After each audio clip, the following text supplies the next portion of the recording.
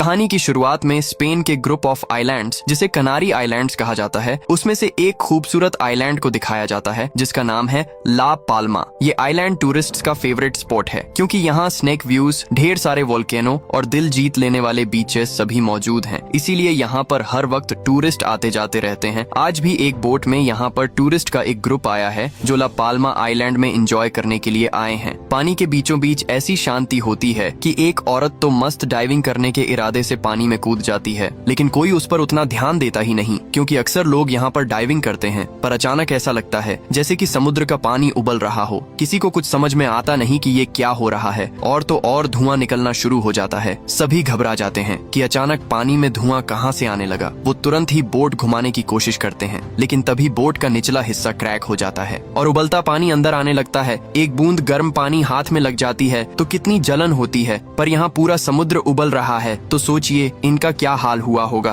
कुछ ही देर में सारे टूरिस्ट उबल जाते हैं और पानी में डूबकर घिनौने तरीके से मर जाते हैं। फिर हमें सीधा ला पाल्मा के एक होटल को दिखाया जाता है जहाँ एक कपल और उनके 2 बच्चे आए होते हैं। पति का नाम है फ्रेडरिक और पत्नी का नाम है जेनिफर। इनकी बेटी का नाम है सोफिया और बेटे का नाम बर्नार्ड। वो यहाँ पर क्रिसमस हॉलिडे एंजॉय करने के लिए आए हुए हैं और खास बात ये है कि ये परिवार हर साल यहाँ पर आता है और यहाँ की प्राकृतिक खूबसूरती को एंजॉय करके जाते हैं। इसी वजह से उस होटल के स्टाफ इनको बखूबी जानते हैं और इनका स्वागत बड़े अच्छे से करते हैं। इस बार तो वो कहते भी हैं कि सर, आप हमारे रेगुलर कस्टमर बन चुके हैं, इसलिए इस साल हमने आपके लिए स्पेशल अरेंजमेंट किया हुआ है, और वो भी नॉर्मल रूम के रेट पे। ये सुनकर वो बड़े खुश हो जाते हैं कि हर साल आने का कुछ तो फायदा हुआ। वो उस स्पेशल रूम की चाबी लेकर चले जाते हैं। रूम बहुत ही बढ़िया होता है। वो कमरे को देखने लगते हैं तो सोफिया को एक ईयररिंग मिलता है। ये उस लड़की का ईयररिंग है जो कहानी की शुरुआत में डाइविंग करने के लिए बोट से कूदी थी। उसी का रूम इनको दिया गया है। यहाँ से सीधे आइलैंड के जियोलॉजिकल इंस्टीट्यूट को दिखाते हैं जहाँ के स्टाफ इस आइलैंड में हो रही जियोलॉजिकल चेंजेस को मॉनिटर कर रहे होते हैं कि कहाँ पे ज्वालामुखी एक्टिव हो रहे हैं, कहाँ अर्थक्वेक होने वाला है। और ये है इस इंस्टीट्यूट की मेन जियोलॉजिस्ट जिसका नाम है मारिया। इन्हें न्यूज़पेपर्स के जरिए उस मिसिंग टूरिस्ट बोट का पता चलता है और न्यूज में छपा होता है कि वो एक एक्सीडेंट था जिसमें सारे टूरिस्टर्स मारे गए। पर इस इंस्टीट्यूट का हेड जिसका नाम है हेनरी, उसे लगता है कि ये महज एक्सीडेंट तो नहीं हो सकता था, बल्कि जरूर कोई जियोलॉजिकल रीजन रहा होगा, यानी कि आइलैंड की धरती में कोई बदलाव आ रहा है और शायद ये किसी डिजास्टर की शुरुआत भी हो सकती है।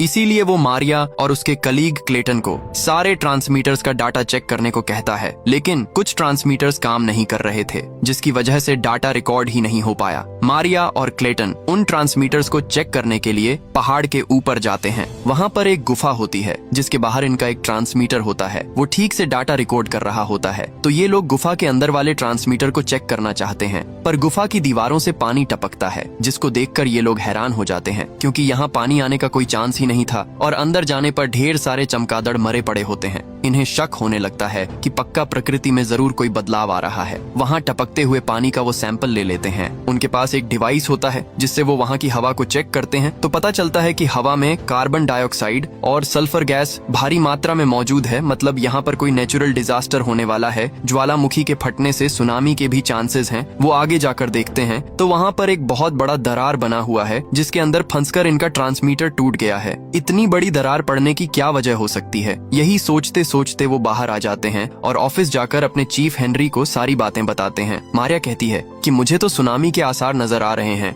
हमें आइलैंड के लोगों को वार्न कर देना चाहिए। पर हेनरी कहता है कि बिना ठोस प्रूफ और डाटा के हम यूं ही लोगों को यहाँ से नहीं भेज सकते, सभी हमें पागल कहेंगे, और अगर कल कोई डिजास्टर नहीं हुआ तो थोड़ा और डेटा कलेक्ट करो जिससे ये साफ पता चले कि कोई डिजास्टर होने भी वाला है या फिर नहीं। और तब क्लेटन मारिया को बताता है कि 3 साल पहले कुछ इसी तरह के लक्षण नजर आए थे और तब हमने बिना किसी ठोस डाटा के लोगों को वार्न किया और सभी को आइलैंड से दूर भेज दिया, लेकिन बाद में ऐसा कोई डिजास्टर हुआ ही नहीं। इसीलिए हेनरी डर रहा है कि कहीं इस बार भी हमारा मजाक ना बन जाए, क्योंकि अगर इस बार भी हमारी वार्निंग्स गलत निकली तो लोगों का तो हम पर से भरोसा ही उठ जाएगा। इसलिए हमें प्रॉपर रिसर्च करके ठीक ठीक समझना होगा कि आखिर यहाँ पर क्या होने जा रहा है। मारिया को भी ये बात ठीक लगती है और वो घर आ जाती है और अपने सिस्टम पर ये चेक करती है कि अगर बाय चांस सुनामी आ भी गया तो किस तरह का नुकसान होगा और किस हद तक होगा। तब उसका छोटा भाई आता है जिसका नाम ब्रेड है और ये एक ड्राइवर है। वो बताता है कि आज डाइविंग के दौरान मैंने हजारों की तादाद में कछुओं को दूसरी जगह माइग्रेट करते देखा था, लेकिन इससे पहले ऐसा कभी नहीं हुआ था। यहाँ से फ्रेडरिक और जेनिफर के परिवार को दिखाते हैं जो होटल के रेस्टोरेंट में बैठे लंच कर रहे होते हैं। इनका बेटा बर्नार्ड एक न्यूरो डाइवर्जेंट लड़का है,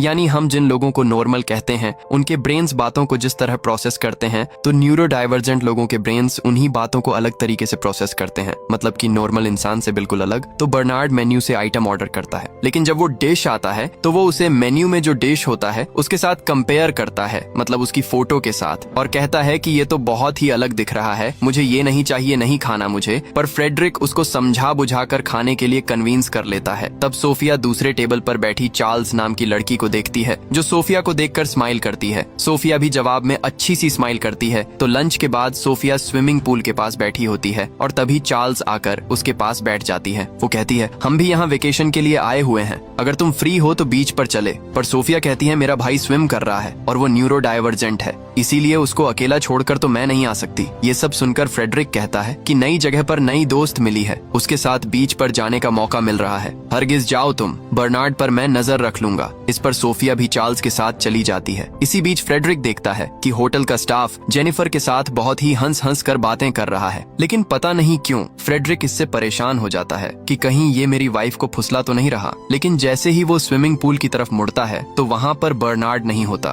फ्रेडरिक घबराकर उसको ढूंढने लग जाता है। तो इसी बीच सोफिया बीच के पास आ जाती है और तभी फ्रेडरिक वहाँ पर आकर पूछता है कि क्या बर्नार्ड यहाँ पर आया था। सोफिया भी डर जाती है। दोनों फिर हर तरफ उसे ढूंढने में लगे होते हैं। तब दूर एक पत्थर पर खड़ा बर्नार्ड समुद्र को देख रहा होता है। ये लोग भी उस पत्थर पर जाकर देखते हैं तो एक ही जगह पे ढेर सारे कछुए कहीं माइग्रेट करके जा रहे होते हैं। अगले सीन में वो कमरे में आ जाते हैं तो होटल का वही स्टाफ आकर जेनिफर से कहने लगता है कि मैंने आपके लोकल टूर के लिए बहुत ही बढ़िया गाड़ी अरेंज की हुई है। लेकिन ये सुनने के बाद फ्रेडरिक को और जलन होती है और स्टाफ के जाने के बाद वो जेनिफर पर बरस पड़ता है कि ये तुमसे इतना हंस के क्यों बात कर रहा था। लेकिन फिर इसी बात पर दोनों पे बहस शुरू हो जाती है, जिसे सुनकर बर्नार्ड और सोफिया परेशान हो जाते हैं। इसी बीच यहाँ इंस्टीट्यूट के हेड हेनरी को दिखाते हैं जो इस आइलैंड के एक डॉक्टर से मिलने जाता है, जो उसे कुछ लाशों की फोटो दिखाता है। ये उन लोगों की फोटोज हैं जो शुरुआत में समुद्र के बीच उस बोट के क्रैक होने से डूब कर मर गए थे। डॉक्टर बताता है कि वो लोग समुद्र में डूबने से नहीं मरे थे, बल्कि उबलते पानी में जलकर मरे थे। मतलब मैं दावे के साथ कह सकता हूँ कि उस वक्त समुद्र का पानी उबल रहा था और फिर उनके शरीर में कई सारे टॉक्सिक गैसेस चले गए, इसी वजह से उनकी मौत हुई। ये कहने के बाद तो वो हेनरी को और भी कई अच्छी अच्छी डिटेल्स दिखाता है। ये सब जानकर हेनरी हो जाता है चौकन्ना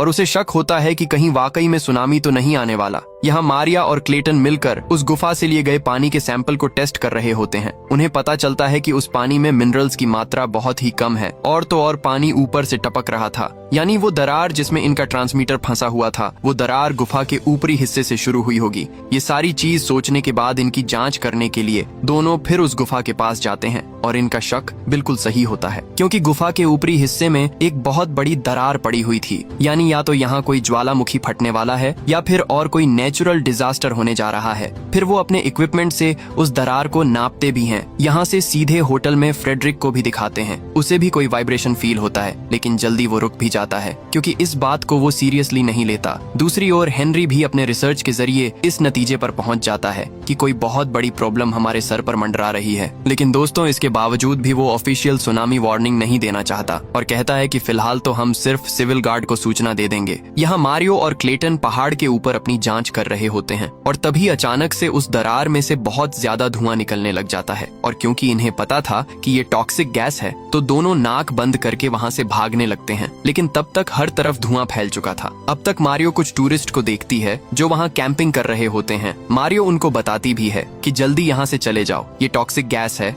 इसलिए ज्यादा सांस मत लो और एक कपड़ा पानी में भिगोकर उससे नाक बांध लो। उन्हें इंस्ट्रक्शंस देकर मारिया भी वहाँ से भागती है, लेकिन धुआं तो इतना घना होता है कि आगे कुछ दिखाई ही नहीं देता। इसी वजह से मारिया एक जगह फिसल कर गिर जाती है। तभी कुछ देर में मारिया को इल्यूजन आता है, जैसे वो पानी में डूब रही हो। वो एकदम से चौंक कर उठती है तो वो हॉस्पिटल में होती है। तब हेनरी उसे बताता है कि एंड वक्त पर हमने तुम्हें बचा लिया था, क्लेटन ने उस गैस को ज्यादा इनहेल कर लिया था, इसलिए वो कोमा में है। और तो और 2 टूरिस्ट भी मर गए। मारिया कहती है, देखो मैंने तुम्हें पहले ही कह दिया था कि वार्निंग दे दो। खैर अब सबको सबूत मिल चुका है, तुरंत मेयर को इन्फॉर्मेशन दे दो। लेकिन हेनरी अब भी यही कहता है कि गैस सिर्फ उसी जगह पर फैला हुआ है और वो अपने आप ढल जाएगी, थोड़ा वेट कर लेते हैं। इसके बाद तो मारियो को इतना गुस्सा आता है और वो कहती है, क्या आप जानते हैं कि मेरी माँ सुनामी में मारी गई थी? आप जैसे सरकारी ऑफिसर ने अगर इस तरह के लक्षणों के बारे में पहले अनाउंस कर दिया होता तो शायद मेरी माँ आज जिंदा होती और उन जैसे कई लोग बच जाते। प्लीज अब की बार बाकी ऑफिसर को इन्फॉर्म कर दीजिए, लोगों के साथ इस तरह जान का खिलवाड़ मत कीजिए। मारिया बहुत रिक्वेस्ट करती है पर हेनरी आखिर तक अपनी बात पर अड़ा रहता है। फिर मारिया तुरंत अपने भाई ब्रेड को कॉल करती है।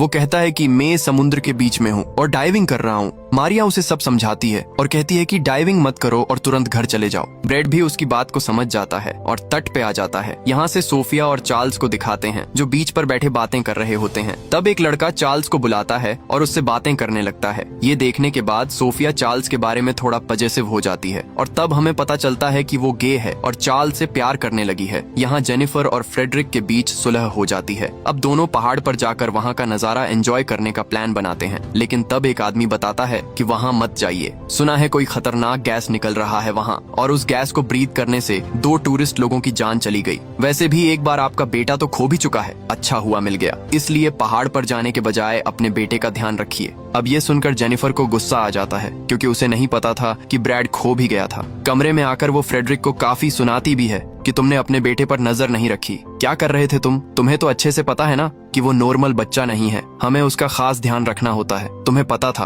फिर भी तुम इतने गैर जिम्मेदार कैसे निकले? अब गुस्सा तो दोनों तरफ से था, तो फ्रेडरिक भी उस पर खूब चिल्लाता है। इनकी बातों से साफ पता चलता है कि सोफिया फ्रेडरिक की सगी बेटी नहीं है। इस बारे में भी उनके बीच बहस होती है जिसे सोफिया सुन लेती है। वो बेचारी बहुत रोती है और बाहर आकर अपने अंकल यानी जेनिफर के भाई जोन को कॉल करती है। जोन नॉर्वे के फॉरेन अफेयर्स मिनिस्ट्री में काम करता है। सोफिया कहती है कि अंकल मुझे नहीं करना इनके साथ वेकेशन, आप प्लीज मेरे लिए एक टिकट बुक करवा दीजिए, मैं वापस आना चाहती हूँ। पर जोन उसको समझाता है कि बेटा कुछ ही दिनों की तो बात है, ऐसा कोई घर नहीं होता जहाँ पेरेंट्स लड़ते नहीं हैं, तुम उनकी बातों को इतना सीरियसली मत लो और अपना वेकेशन एंजॉय करके लौट आओ। पर सोफिया कॉल काट देती है क्योंकि उसे ये उम्मीद नहीं थी। अंकल से उसने थोड़े पैसे जमा करके रखे होते हैं जिनसे वो फ्लाइट के टिकट्स खरीद लेती है और आखिर फ्लाइट बुक भी कर लेती है। तब उसे चार्ल्स का मैसेज आता है जिसमें लिखा होता है कि सॉरी मुझे नहीं पता था कि तुम मेरे लिए इतनी पजेसिव हो, वो लड़का मेरा बॉयफ्रेंड नहीं सिर्फ फ्रेंड है। यहाँ से सीधे ला पाल्मा के मेयर ऑफिस को दिखाते हैं जहाँ मारिया और हेनरी मेयर को अपने रिसेंटली फाइंडिंग्स के बारे में बताते हैं। लेकिन वो कहती है अगर ये फॉल्स अलार्म निकला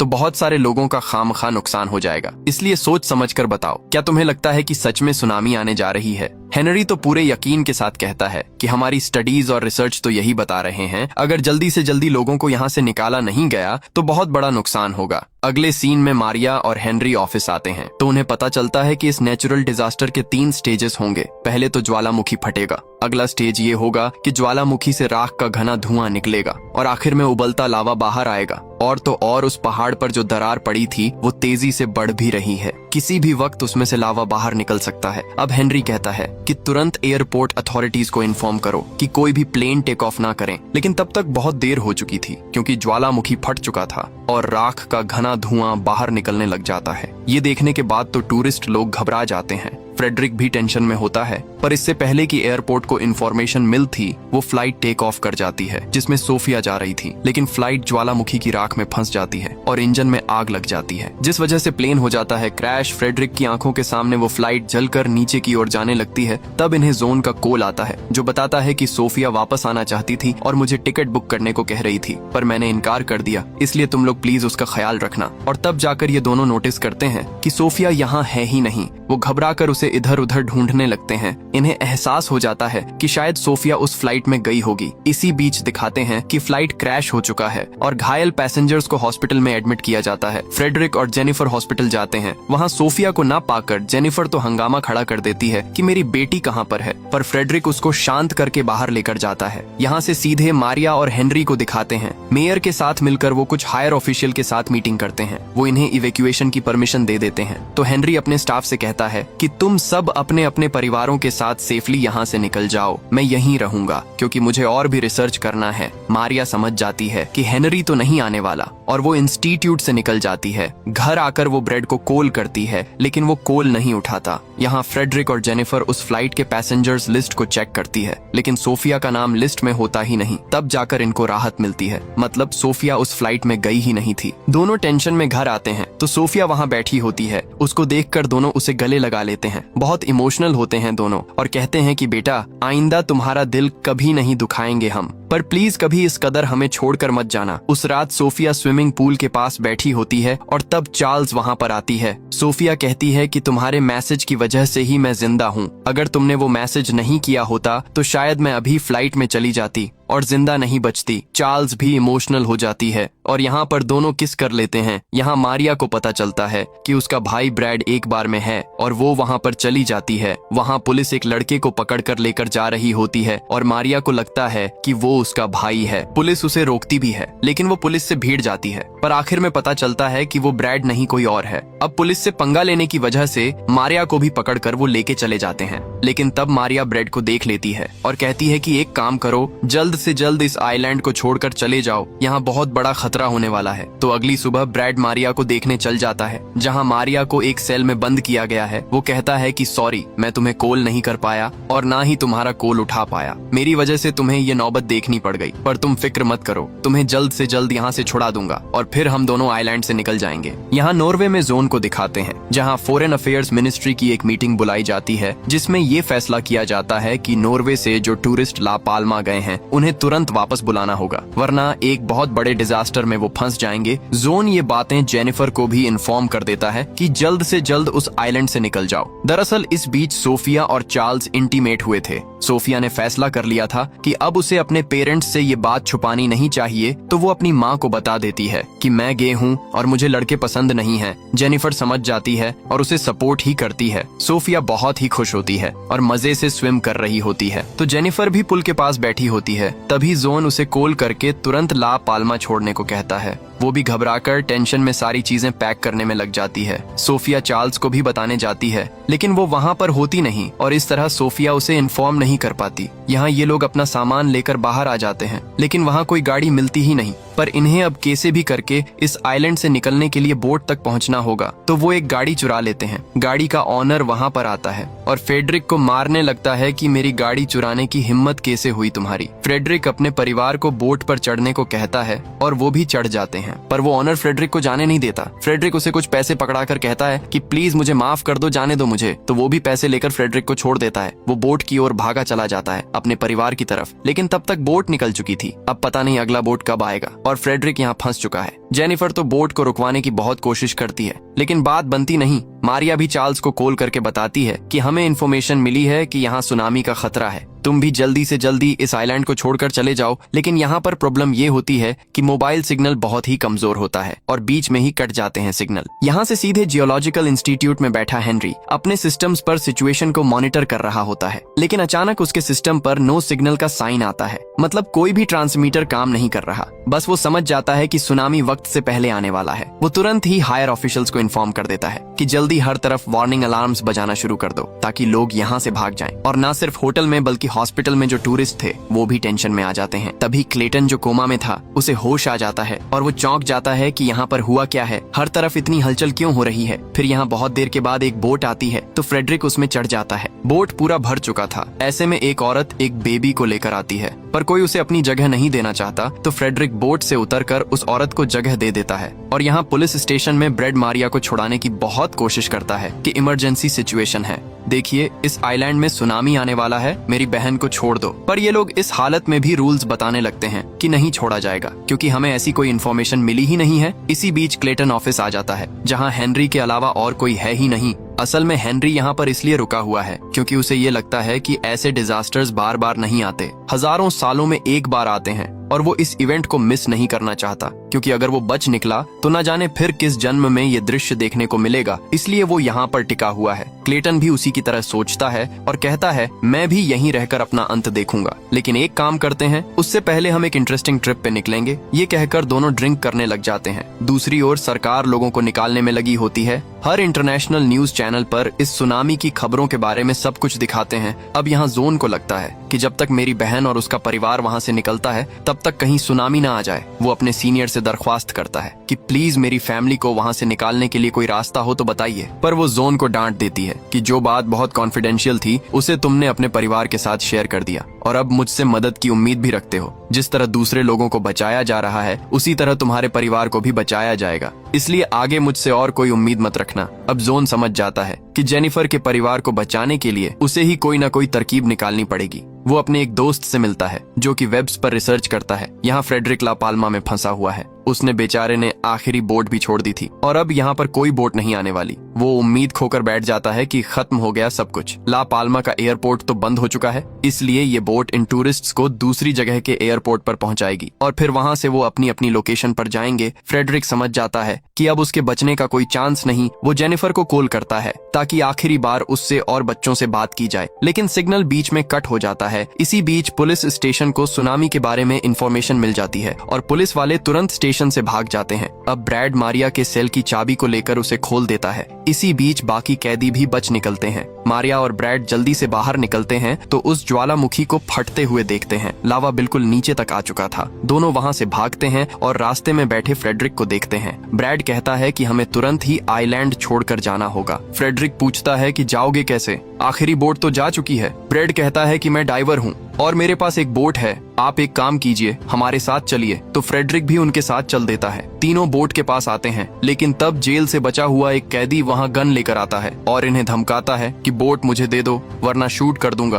ब्रैड कहता है कि तुम भी आ जाओ, सभी मिलकर बच निकलेंगे, पर वो फोन पर किसी से बात करते हुए कहता है मेरे और भी साथी हैं, उनके लिए ये बोट काफी है, बस तुम लोग नहीं आओगे हमारे साथ तो चुपचाप बोट छोड़कर चले जाओ। लेकिन अब ब्रैड को गुस्सा आ जाता है और वो हाथापाई करने पे उतर आता है और बेचारे को गोली भी लग जाती है। मारिया घबराकर ब्रैड के पास जाती है, लेकिन तभी मौका देखकर फ्रेडरिक उस कैदी पर हमला कर देता है। वो तो फ्रेडरिक को पकड़कर पानी में डुबोने की कोशिश करता है, लेकिन फ्रेडरिक एक पत्थर उठाकर उस पर मार देता है और आखिरकार कैदी खत्म। लेकिन बेचारा ब्रैड भी इसी बीच दम तोड़ देता है। मारिया बहुत रोती है, लेकिन फ्रेडरिक उसे बचाने के लिए बोट की तरफ खींच ले जाता है, पर इतने में दोस्तों उस कैदी के साथ ही आ जाते हैं। लेकिन फ्रेडरिक के पास उस कैदी का गन था, जिसको देखकर वो लोग घबरा जाते हैं तो ज्यादा कुछ नहीं करते। जैसे तैसे छुटकारा पाकर फ्रेडरिक और मारिया बोट में वहाँ से बच निकलते हैं। यहाँ जोन का साथी जो वेब रिसर्चर है वो जोन को बताता है कि उस आइलैंड पर एक सेफ पॉइंट है जो सुनामी से बचा रहेगा, तो अगर सर्वाइवर्स उस पॉइंट पर पहुंच गए तो सुनामी से बचने के चांसेस हैं। इसकी पूरी गारंटी तो नहीं है, लेकिन 50% चांस तो है कि वहाँ पर सुनामी का असर नहीं होगा। तो अब जोन अपने सीनियर को उस सेफ पॉइंट के कोऑर्डिनेट्स बताता है, लेकिन वो कहती है इसमें सिर्फ 50% चांसेस हैं कि यहाँ सुनामी नहीं आएगी। इसके भरोसे हम लोगों को गलत इन्फॉर्मेशन तो नहीं दे सकते ना, इसलिए तुम ये अपनी एक्स्ट्रा रिसर्च बंद करो और सिर्फ अपने काम पे फोकस करो। दूसरी ओर हेनरी और क्लेटन को दिखाते हैं जो किसी ट्रिप के बारे में बात कर रहे थे। असल में ये लोग प्रोटेक्टिव गियर वगैरह पहनकर ज्वालामुखी के पास जाकर उसे फटते हुए देखना चाहते हैं। तो दोनों ज्वालामुखी पर्वत पर चढ़कर उसे फटते हुए देखते हैं और जलते हुए लावा को बाहर निकलते देखकर उसे एंजॉय भी करते हैं। इसी ट्रिप की बात कर रहे थे दोनों। यहाँ जेनिफर की फैमिली और बाकी लोगों को दिखाते हैं तो वो दूसरे आइलैंड के एयरपोर्ट पर पहुंच चुके हैं। वहाँ वो 4 पासपोर्ट्स दिखाकर बोर्डिंग के 4 रिस्ट बैंड्स ले लेते हैं। तो सोफिया चार्ल्स को देखती है और बहुत खुश होती है कि वो बच गई। वो तुरंत जाकर उससे मिलती है। उसके पास बोर्डिंग का रिस्ट बैंड नहीं होता तो सोफिया उसे फ्रेडरिक का बैंड दे देती है, क्योंकि फ्रेडरिक नहीं आएगा शायद, ऐसा इनको लगता है। यहाँ ज्वालामुखी से लावा की लहरें निकलने लग जाती हैं और इस वजह से सुनामी की शुरुआत हो जाती है। सुनामी भी ऐसी कि लहरों की घनघोर आवाजें एयरपोर्ट तक सुनाई देती हैं। यहाँ जेनिफर और बर्नार्ड प्लेन मोड कर लेते हैं, लेकिन तब जेनिफर रियलाइज करती है कि सोफिया प्लेन में है ही नहीं। वो तुरंत प्लेन से उतरती है और तब जाकर सोफिया और चार्ल्स फ्लाइट में चढ़कर बैठ जाती हैं। सोफिया नहीं जानती कि उसकी माँ फ्लाइट से उतर चुकी है, क्योंकि वो तो सोफिया को ढूंढने नीचे आई थी।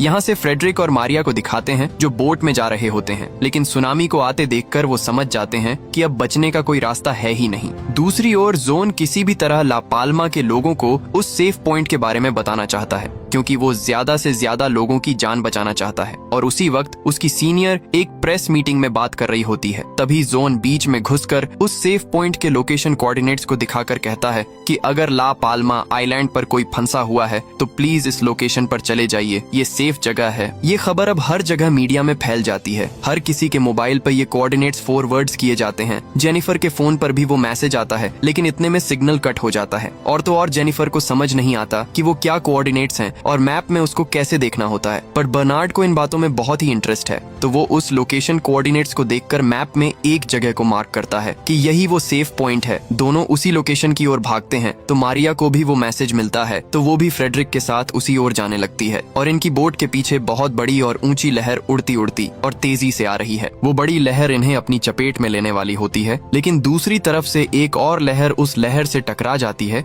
जिसकी वजह से ये बच जाते हैं और उसकी गति धीमी हो जाती है। अब सुनामी की लहरें ला पाल्मा आइलैंड को अपनी चपेट में लेने लग जाती हैं। एयरपोर्ट भी नहीं बचता। इन्हीं में से एक फ्लाइट में सोफिया और चार्ल्स बैठी थीं। यहाँ जेनिफर और बर्नार्ड दूसरे कुछ पैसेंजर्स के साथ एक गाड़ी में एयरपोर्ट से निकल चुके थे और वो एक ऊंचे पहाड़ पर पहुंच जाते हैं जहाँ वो सेफ पॉइंट है। वो गाड़ी नीचे छोड़कर ऊपर की ओर भागते हैं और लगता है यहीं पर दूसरे सर्वाइवर्स भी हैं। फ्रेडरिक भी वहाँ पर होता है। वो जेनिफर और बर्नार्ड को जैसे ही देखता है उसके खुशी का कोई ठिकाना नहीं होता, पर तीनों रोने भी लगते हैं क्योंकि ना जाने सोफिया के साथ क्या हुआ होगा। यहाँ फ्लाइट के अंदर सोफिया को दिखाते हैं जो जिंदा है। उस फ्लाइट के कुछ पैसेंजर्स अब अभी भी जिंदा थे। वो चार्ल्स को देखती है जो सांस नहीं ले रही होती है, लेकिन सोफिया उसे सीपीआर देती है और फिर वो सांस लेना शुरू कर देती है। उसे होश आ जाता है और इस तरह ये लवर्स जिंदा बच गई थी। दोनों बाहर निकलती हैं तो देखती हैं उस जगह का विनाश हो चुका है। यहाँ से सीधे टीवी न्यूज को दिखाते हैं जिसमें बताते हैं कि सुनामी में लगभग 1000 लोग मारे गए होंगे और भारी नुकसान हो गया है। और यहाँ प्रेस मीटिंग में घुसकर बोलने की वजह से जोन को नौकरी से निकाल दिया जाता है, लेकिन उसे अपनी नौकरी से ज्यादा अपनी फैमिली की चिंता होती है और वो टेंशन में होता है कि कहीं फ्रेडरिक, जेनिफर और बच्चों को कुछ हो ना गया हो। तब उसकी कोलीग आती है कि देखो, आपने जो लोकेशन कोऑर्डिनेट शेयर किए थे वाकई में वो एक सेफ पॉइंट था। वहाँ जाकर कई लोगों ने अपनी जानें बचाई है। इतना ही नहीं, वहाँ पर आपकी बहन जेनिफर भी है। तब ये सुनकर जोन को तसल्ली होती है। उसके बाद उस सेफ पॉइंट पर रेस्क्यू टीम पहुंच जाती है। फ्रेडरिक और जेनिफर रो रहे होते हैं कि शायद सोफिया जिंदा नहीं बची होगी और तब दूसरे सर्वाइवर्स को हेलीकॉप्टर में वहां लाया जाता है। उसमें सोफिया भी होती है, जिसको देखकर इनको इतनी खुशी होती है कि इनका कोई ठिकाना नहीं। पर मारिया का भाई ब्रैड, वो तो मर चुका था, तो मारिया अपने भाई की याद में बोट लेकर समुद्र के बीच जाती है और अपने भाई की तरह डाइव करती है और समुद्र की गहराइयों में छुप जाती है। प्रकृति की खूबसूरती को निहारने लगती है। उसका भाई हमेशा कहता था कि ऐसा कुछ नहीं है जो प्रकृति हमें नहीं दे सकती, हमें नहीं सिखाती। वो खुद हमें बताती है कि आगे क्या होने जा रहा है। डिजास्टर के लक्षण भी खुद प्रकृति हमें बताती है। तो अगर हम उन लक्षणों को ध्यान से देखें और समझे तो ऐसे खतरों से बच सकते हैं। अपने भाई के इन्हीं शब्दों को सोचकर मारिया इमोशनल होती है और इसी सीन के साथ ये कहानी यहीं पर खत्म हो जाती है। दोस्तों, आपको वीडियो कैसी लगी लाइक और कमेंट करके जरूर बताना। मिलते हैं अगली शानदार वीडियो में। तब तक के लिए सब्सक्राइब बटन दबा दो।